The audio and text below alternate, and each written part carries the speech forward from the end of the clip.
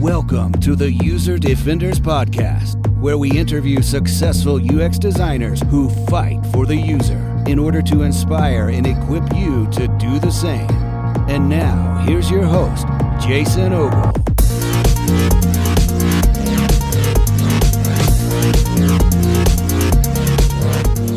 Greetings, User Defenders. Welcome to the very first episode of the show. So excited to have you here. I'm your host, Jason Ogle, and I can't wait to begin sharing the great content and conversations I've been capturing with today's leading UX design superheroes, as I fondly refer to them. The beauty of this superhero concept is that we can all be one if we are hungry enough and work hard enough for it. I really appreciate your interest in this show and for the opportunity to serve you in your UX design journey. So without further ado, let's jump right into it. Daniel Hooper is a former Apple engineer and creator of the exciting new prototyping software application Principle. He designed and engineered a super innovative iPad keyboard editing concept, and that YouTube video is approaching 1 million views. He's also created some really interesting game concepts like Percepto for iOS. Welcome, Daniel. I'm super excited to have you on the show today. Thank you very much. You've done your homework. I have, and it's amazing what you're working on right now. Definitely a big fan of prototyping, and I don't believe there's any better way to show your design to someone and to get validation on it and actually to test your design as well. So super excited about that product. Thanks. Yeah, I agree. I think just the ability to try out your ideas without having to invest a lot of time is really valuable and helps creativity a lot. Absolutely.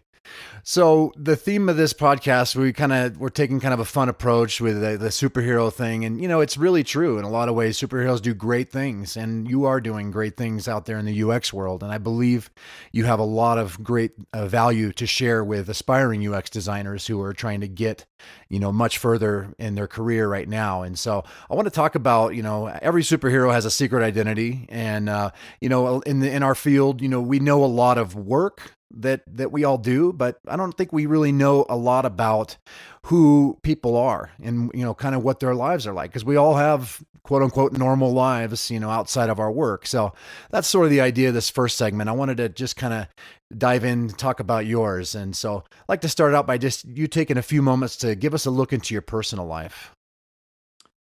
Sure. Well, yeah, I'll say first off, I wish I had a secret life outside of my work right now. It's been pretty all-encompassing, but it's good. I mean, I love what I do. As far as my personal life, you interested in hearing about my background, or? Yeah, just, you know, what's your life like, you know, outside of your work? You know, I know it's encompassing right now, but, you know, family, or what do you like to do, you know, when you're not working? Yeah, well, I have a lot of varied interests. I like to say that I collect hobbies. So I play guitar and into longboarding.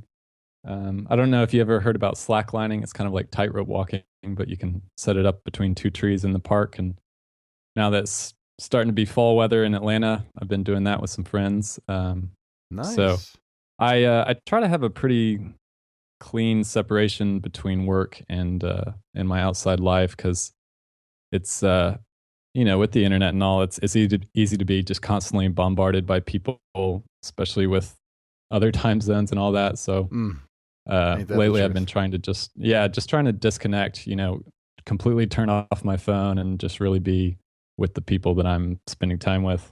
I love it. Yes, I have seen pictures of slacklining. I didn't know that's what it was called, but I've seen some on my Instagram feed occasionally. And it looks very fascinating. Looks very interesting. Yeah, you should give it a try. It's most people are a little worried about it, but once they stand on it the first time, they're hooked. That's great, man. So tell us your starting out story. What inspired you to pursue UX design as a career? You know, it wasn't really a choice. I don't feel like there was a moment where I decided this is what I want to do. It was very organic. I initially got into programming because of Lego Mindstorms, which was Lego's kind of robotics kit. Huh. And so from there, you know, I started making video games, and then slowly that started becoming other types of applications. And so it was a very kind of gradual transition from Legos to programming to standard software, and then you kind of just naturally have to pick up design and things like that if you want to do good work. So I love learning new things. So I love that with software and video games and all of that, it requires a lot of different types of skill sets in order to create good work. Everything from visual design to an understanding of psychology and animation, and then just the whole engineering side of it has always fascinated me. I love it. It's amazing too. You mentioned Legos. There's a big movement of for kids, about making robotic Legos and things like that, which is really cool to see that kind of movement getting into our youth. Giving them some really, good, clean, and really productive fun that's actually career setting up for them as well. Definitely, and I think a lot of times with school, most students' encounters with math and engineering is very sterile and hard to relate to their everyday life. And so, things like Mindstorms, or if kids started using like Arduino or something like that, it suddenly makes it a lot more interesting and approachable. And that's something I'm excited to see continue. Awesome. If you weren't doing this for a living, what would be your second career choice and why? That's a tough one. I really can't imagine doing anything else. Love it. For a while, at least in high school, I thought I wanted to be a musician, but I think everyone has a period in which they think that. Yep, me too.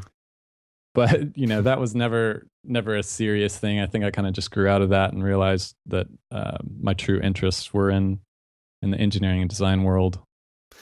Awesome. So, who has been your biggest inspiration in your work, and why? This one is an easier question for me because I've learned a lot from Brett Victor. Oh yeah, he is a unique designer in that he has a strong background in engineering as well as design, which is something I haven't found a whole lot. And he's also great because he pulls a lot of his work from designers and engineers in the past. So if you watch any of his talks, a lot of the things that he references are ideas that have been around from the 1970s, perhaps.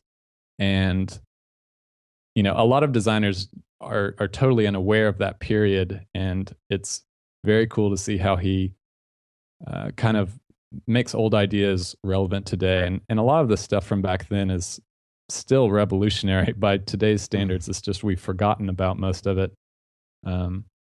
If you haven't already, you should definitely go to his website. It's worrydream.com. He has tons of great talks, and my favorite section is he lists a bunch of books that he loves, and I've read many of them, and they're all great.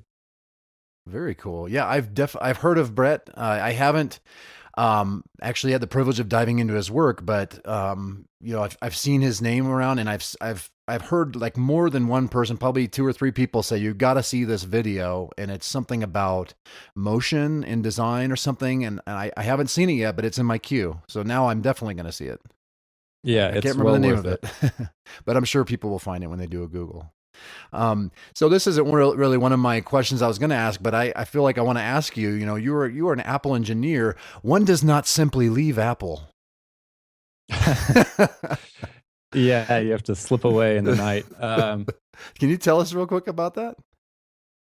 Yeah, I worked at Apple for about 2 years on all of their photography apps, mainly the engineering side, though a lot of that was working very closely with the designers. I spent a lot of time creating the UI part of the apps.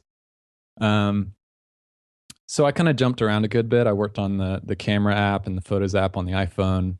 And I also worked on iPhoto for iOS and Photos for Mac finally before leaving.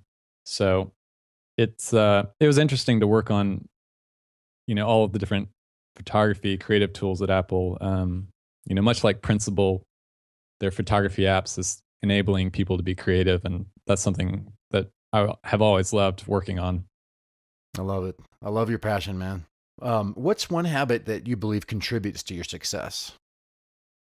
Uh, hmm, that's an interesting question. I don't feel like I'm particularly disciplined, but maybe from the outside, it seems like I am.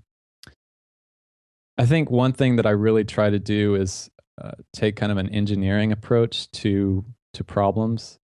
So if something comes up, if I encounter some kind of problem, I will try to learn just about as much as I can about it. And I feel like once you do that, if you fully understand the problem, the solution will be obvious to you. And if the solution is not obvious, you don't know enough about the problem. Mm. And so, I take that approach with the solving. And then once I have solved it, I'll usually take steps to make sure that that problem never happens again. So that happens a lot with like bugs in software. If I encounter a bug, I'll fix it, and then I'll go and make sure that that bug can never happen again in another form, perhaps. So that approach works for engineering, but I think the design side as well, doing things like user studies really helps you understand how people think about and use what you're designing. And if you're not watching someone else using your software, you're really just guessing. And it's completely surprising every time I watch someone use the software. I learn something every time, and that's just incredibly valuable. Absolutely. That is great. Great feedback. As you know what happens when we assume, right? Definitely. Yeah. So, I think I know the answer to this, but can you tell us about the one thing you're working on that you're most excited about? Yeah, I get questions like that a lot, and I kind of take the Apple approach in that I don't talk about future plans. But I will say that there's a lot of great stuff that is in store for Principal, and I think you'll really like where it's headed. Awesome. So let's get into your transformation. Every superhero goes through a transformation where they realize their potential. They realize what they can actually accomplish with the powers they have. And so I want to ask you, what's your design superpower? My design superpower. I think with that, people on the outside may know better than me. I feel like I still have so much to learn. I'm learning new things every day. So my strengths and weaknesses may be more apparent to a third party from the outside just looking at my work. But if I had to say something, maybe just the integration of both the design and engineering, because I have training in both. I'm able to solve problems that simultaneously solve the design and the engineering problems, and especially in larger groups or teams where it's divided, engineering, design right down the middle, it can be difficult to solve problems that way, and so that's something that I really enjoy being able to think about both the design and the engineering at the same time and solve them simultaneously. That truly a unique skill set. Folks, you think that unicorns don't exist, but you just met one. I have a lot of respect for you and a lot of respect for anybody who has really become, a master at both. It's very rare. So it's a pleasure to have you talk about that. Yeah, I wish more people would take the time to learn both. I don't think that's an impossible task. Really the idea of having someone be just a designer or just an engineer is really sort of a modern idea that's come out of designing really large projects. It's just unreasonable to have one person do all of that. If you think back to kind of the origins of software, most of the people making software were the designer and the engineer. And so it's just kind of a natural thing. And so I'm sort of sad that we've lost that. The artificial divide between design and engineering is, kind of created its own problems on teams now. There's a lot of truth to that. And I think that is one of the big sort of dilemmas maybe in our work, is I think a lot of designers want to be better at code. And I think even a lot of developers would like to be a little better at design. So I think that's why it's so unique to find someone who's actually been able to really harness both of those disciplines. And so you're saying there is hope. Definitely. I You're an think so. example. So what's your design kryptonite? My design kryptonite, maybe my perfectionism. That's kind of a classic interview response, I guess. But I sometimes I will wait a long time to approach a problem until I'm really happy with the solution. So maybe from a product standpoint, that means people have to wait a little bit longer to get what they need. But from my perspective, I think if you add something before it's really ready, it creates a lot of problems for you down the road, in that you have to keep supporting it, and you have to make some kind of way to transfer from the old method to the new method. And I'd rather just wait and get it right, so people are happy right off the bat. So yeah, those are some of the things I think about when trying to approach a new feature. That's always the juggling act, isn't it? Because we're of course we want to ship it, and we're supposed to, right? We're supposed to ship it and then fix it. But I'm with you, man. I feel like there's a certain place that you have to kind of at least get to before you ship, before because otherwise you're putting something out there somebody may never come back to as well. Yeah, because definitely. I'll fix it later. Well, you know what? Those people that actually just experienced that may not come back, because it wasn't, at least tuned up enough. So I always struggle with that myself. It's just that balance. So I appreciate your honesty on that. So this is kind of a fun one. What would your UX design superhero name be? My superhero name be? Gosh, maybe something to do with the fact that I have a background in both engineering and design. I wouldn't say unicorn, because that doesn't sound cool, but doesn't sound tough enough. No, not at all. But maybe something along those lines. Multi-man? Sure, multi-man. Does that work? We'll revisit that. Okay, all right, that sounds good. Tell us a story. This is the area where we talk about failures, and I mean, failure is kind of like it can feel like our worst enemy, but in many ways it's our best friend, because it helps define who we are and what we're able to grow through. So could you tell us a story about what's been your biggest failure? Yeah, let's see. What do I want to dig up? My biggest failure.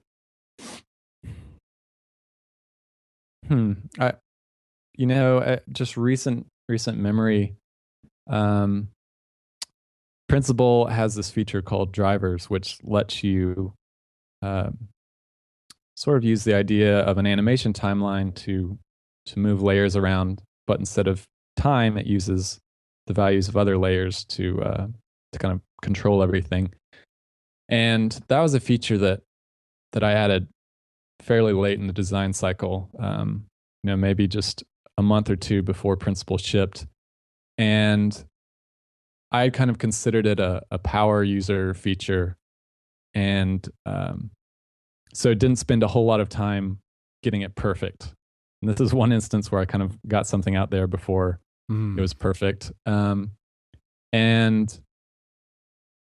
I think I underestimated how much designers wanted to do highly interactive things, which is something that drivers enabled. And so, with early beta testers and then some people in the early release, I was overwhelmed with how many people wanted to use that. And, it was kind of it was a good thing in that it reinforced the value of the feature. But on the other hand, I was kind of scrambling to try to get it up to a level of quality that I wanted all these people to be using it. So, I guess I wish I had spent more time in user testing with that one feature. Mm. I guess I had just anticipated that a very few number of people would kind of seek it out, but I'm now realizing it's like one of the defining features of Principal that kind of sets it apart in many people's minds. Nice. That's great, man. That's definitely I appreciate you sharing that. It's not easy to talk about, areas where we've fallen short, but there's a lot that we can all learn from that and from stories like that. And speaking of that, what do you want our listeners to take away from that story? I guess it would be just do a lot of user studies before you ship your software, or any of your designs, because you really can't anticipate what people are going to do before you actually see real people use it. Love it. So speaking of user testing, this is a great segue. Do you have any stories of anything really crazy or really super awkward that happened during user testing? No, no really crazy things happened, but I will say that I think by its very nature, user studies are sort of always awkward.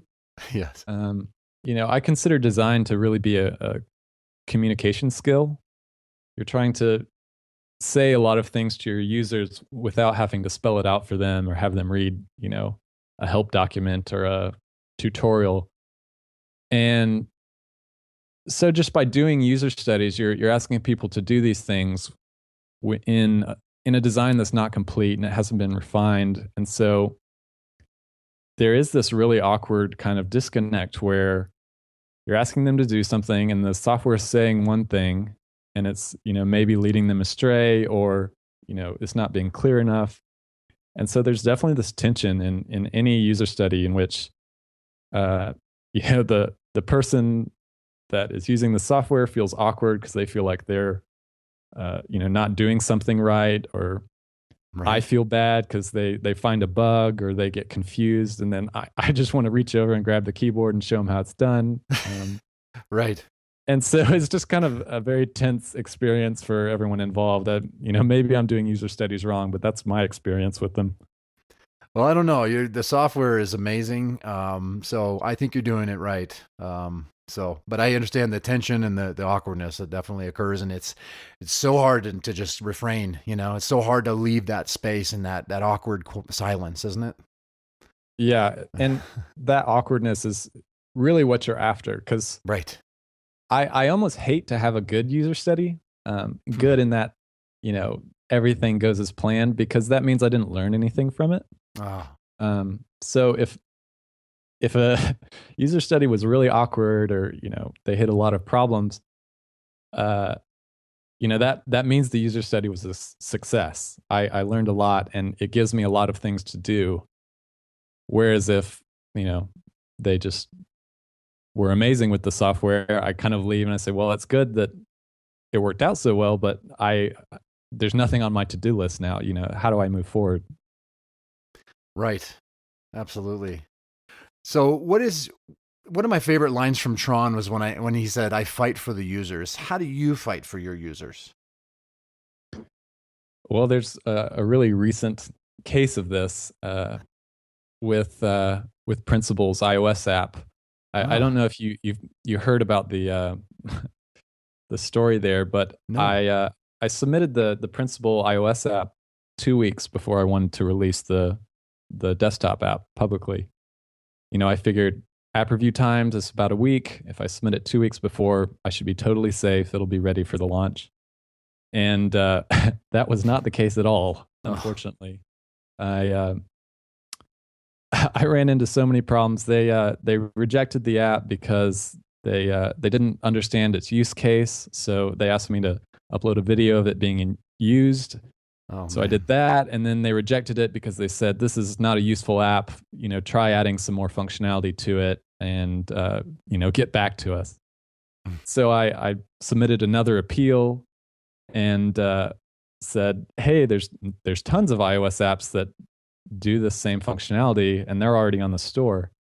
Right. And so they backtracked then after that. And, this whole time, by this time I've released the desktop app. and everyone's really enjoying it, and they're saying, "Hey, how do we view our designs on Oh, device?" no. And they're like getting mad at me, and I'm like frustrated because I'm like, I have it, it's already done. I'm just waiting on the App Store to approve it, and so the App Store just kept coming back with these like, oh, if you know take out this or you make it so you can't share files to it, then we'll approve it because there was a misunderstanding with how the app was working technically, and I could have gotten it approved sooner if I had just removed that functionality. But it was something that was going to be really important for designers to be able to share their designs and let other people view them without being connected to the Mac. If you want to send your design to a client, the client wants to just open it on their phone and view it. And that was the functionality that the store wanted me to remove in order to be approved. And so, all said, I fought for that for 4 weeks. It took 4 weeks to get the iOS app onto the store. Oh, wow. And, I had tons of phone calls with the app review team and a lot of misunderstandings there. But finally, got it on the store without having to make any changes to it. So that was one case in which I was literally fighting for my users Wow. because I knew how important those features would be to them. That's a great story. So want to hear? I have a conspiracy theory about this. Okay, let's just hear came it. up with it. I think that Apple's bitter that you left and they prolonged the process. No, I'm kidding. But you're not the first person to say that. So, how do you measure success? I know you talked about user testing, but are there any other things that you do to really measure the success of your work? I don't have a formal measure. I don't quantify it. But I feel like I've done my job when people are able to use Principle to make just crazy ideas that they never could have done before. And, whether they realize that's a good, crazy idea or they say, oh, well, I tried it, it didn't really work out. At least then they know and they can move on to the next thing. And so it's really exciting to me to see designers just kind of trying really crazy things and letting that inform their work. Whereas before they would have to just stick with a safe idea that they knew their developers could make or they knew that was a good idea. So yeah, that's success for me is when people are able to do really great work as a result of using Principle. Love it. A lot of innovation went into this app too, and I really applaud you. And thank you. Not just doing what somebody else is doing, and finding ways that just make sense for the user. So I applaud you in that. Yeah, thank you very much. Absolutely. So this one's kind of interesting too. This will wrap up this segment 2 of transformation. Is what does the future of UX look like to you? The future of UX. That's a big question. Yeah, it is. It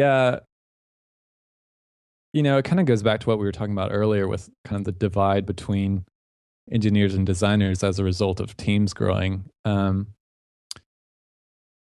If anything, designers have been kind of bullied recently. They want to try something and they say, how do I try this? And people are like, you should learn to code. Designers should learn to code.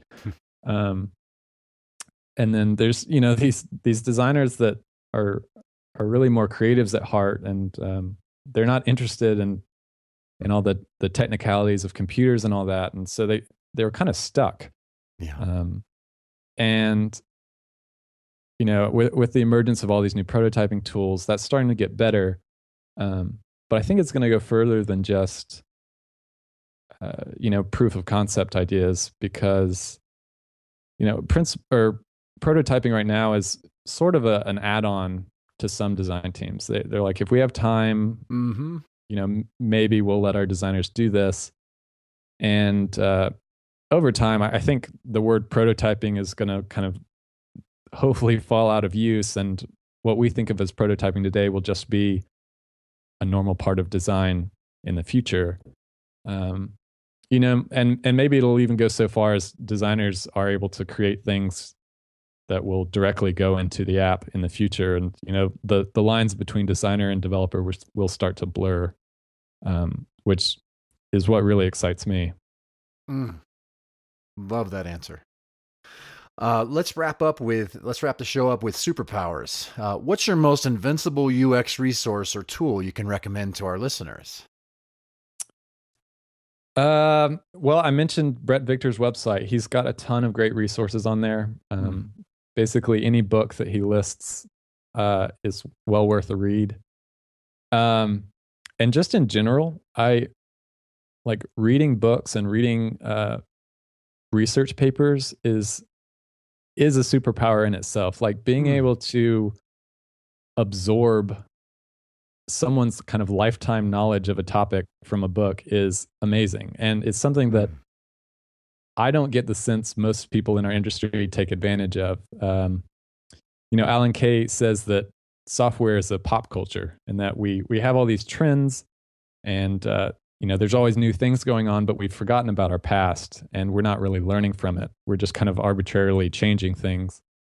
And so I would really like to see more designers and engineers really learning about the past. And, a lot of really amazing things have been done in the past that we haven't really learned from yet. And I'd like it if the industry matured beyond that. So good. If you could recommend one book to our listeners, what would it be and why? The book I would recommend is called The Inmates Are Running the Asylum. It's a book by Alan Cooper. Have you heard of it? I've heard of this book. Well, it's a great read. It was written a while ago. I'm not sure exactly what year, but maybe it's just because my copy is really torn up. It looks like it's older than it is. Looks like it was published in 2004, but it's just as relevant today as it was when it was written. Wow. It kind of talks about the problem with the way that we do software and design. It talks about that engineering design divide and kind of some steps with how to improve that divide. And it's very relevant for right now. It's a great book. I'm going to have to put that one in the queue. Definitely, yeah. What's your best advice for aspiring UX design superheroes? I would recommend, I'm really just reading a lot. There's a lot of trends going on today, and a lot of them I wouldn't recommend. Like an easy example is the hamburger menu, which really just kind of became the junk drawer of apps. And I think there's this tendency. If there's students in design school, they see all these big name apps and doing things like the hamburger menu or, whatever the next thing is. And they think, I'm learning about these new approaches from these big apps. This must be a good thing. And so I'd say you need to kind of balance the modern trends with an understanding of kind of first principles, psychology, animation, things that aren't going to change with trends so that you can kind of measure current trends against these root truths that aren't going to change over time. Wow. Awesome, man. As we close, why don't you tell our audience the best way to connect and to keep up with you? Sure. Right now, that's really Twitter. My Twitter handle is Daniel C. Hooper, and or you can follow Principal at Principal App. And we're chugging along. There's a lot of cool stuff coming. So if you follow us, that's the best way to keep up with all that.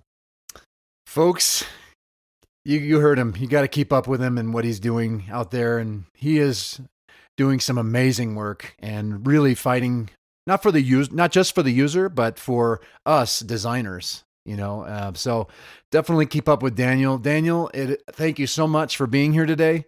It has been an absolute pleasure chatting with you. Some really great content in this show, so I really appreciate it.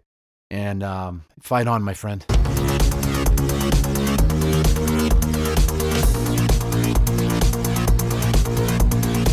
Love that interview with Daniel Hooper, and I really appreciate his unique perspective on drawing influence and inspiration from the software superheroes of old. If you enjoyed this episode, could you do me a huge favor and leave a rating and review on iTunes? It helps so much in getting the show in front of more defenders like you. Also, love to connect with you and hear your input and suggestions on the Twitters at UserDefenders. Website is userdefenders.com. Thanks so much for listening. There should be a couple more great interviews already available at the time you're listening to this, because I wanted to launch with at least 3 and get you hooked. Be sure to check those out as well. Until next week, fight on, my friends.